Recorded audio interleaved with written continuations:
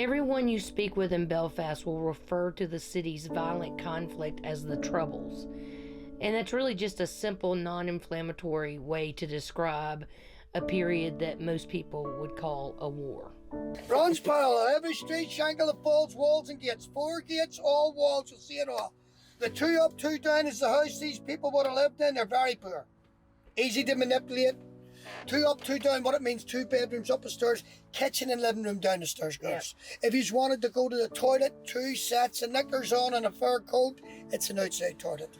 Wow. If you wanted a bath, remember these houses are housing anything between 5 and 12 people. It's a 10 bath in front of the fire.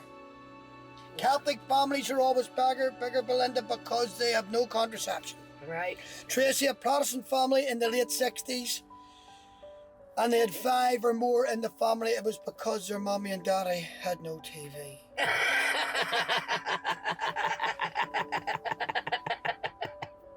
Between 1969 and 1998 in Northern Ireland, there's nearly 4,000 murders committed.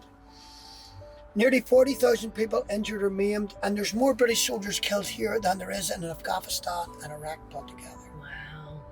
Military killings, police and army included, it's just over 1,500.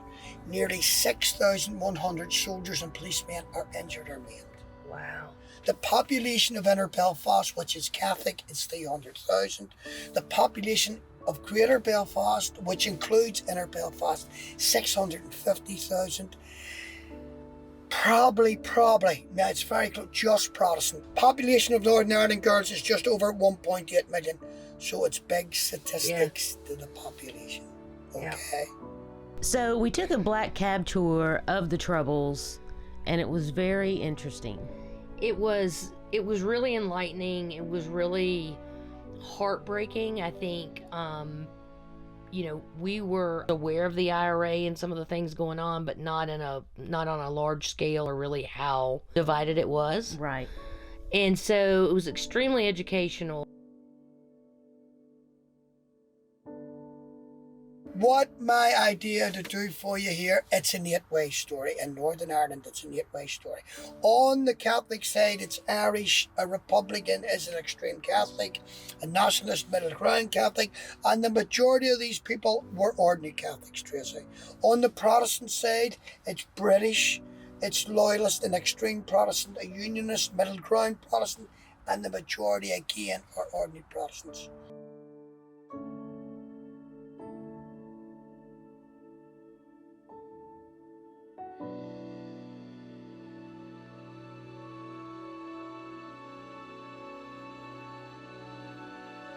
It's been 20 years since the Troubles officially ended in Belfast, but the divisions in the capital of Northern Ireland are still clear for everyone to see, as you'll soon realize if you visit the Peace Wall yourself. This is what peace looks like in Northern Ireland. Communities separated by a wall up to 18 feet high, gates along its length that are still locked at night, and artwork painted on either side that talks of harmony, but with messages of revenge and oppression.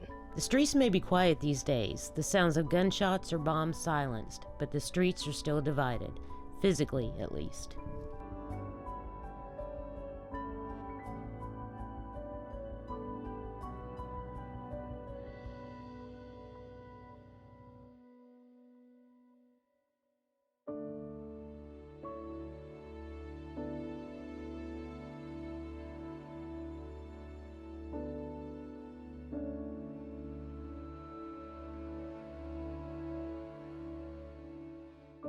This is a bar.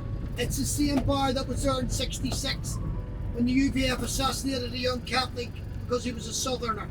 That was the only reason they killed him. There has to be some kind of middle ground. Yeah. That's why nothing about us, without us, is for us.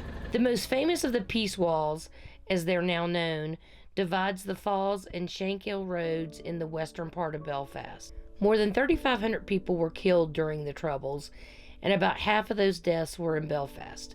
About 50,000 people were injured. The violence may have pretty much stopped, but the emotions that fueled it are harder to demolish.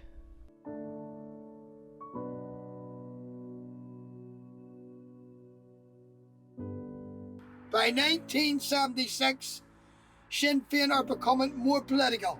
The British government will not accept them because they're too close to the IRA. This is Sinn Fin, the most powerfulest. They're going to be the biggest party in Ireland. The only second in the north by a seat.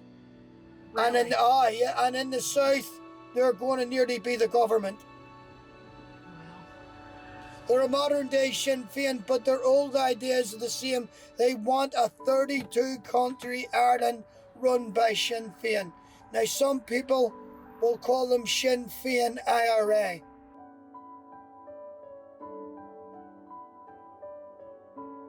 That was the last bomb in Belfast. Sometimes the conflict is painted as a sectarian argument between Protestants and Catholics, but it's really all about politics. It's about whether Northern Ireland should be a part of the United Kingdom or a part of the Republic of Ireland. A peace may have been eventually negotiated, but it's even harder to change political views. The walls that tried to separate the warring groups still stand as a reminder of the past and a symbol of the present. It runs for several kilometers and is interrupted at several junctions by enormous metal gates across roads. The Catholics and Protestants that went to work at 7 o'clock in the morning and they came home at 5 o'clock at night were easy targets for the terrorists, and that made headlines. And that's what happened here. So we hope this gave you guys a good idea of what murals in Belfast are like, what taking a tour would be like. It is something we do recommend you do, even though it's not a fun thing. It can be quite troubling at times to hear some of the stories, but it is something we highly recommend you do if you have time when you visit Belfast. Thanks for watching. We hope you enjoyed it. Don't forget to give us a thumbs up. Make sure you hit that subscribe button. And don't forget to ring the bell. Dingy dong. So you'll be the first to know when we release new content. And don't forget, y'all. Until next time, live your best life. Bye, y'all. See ya.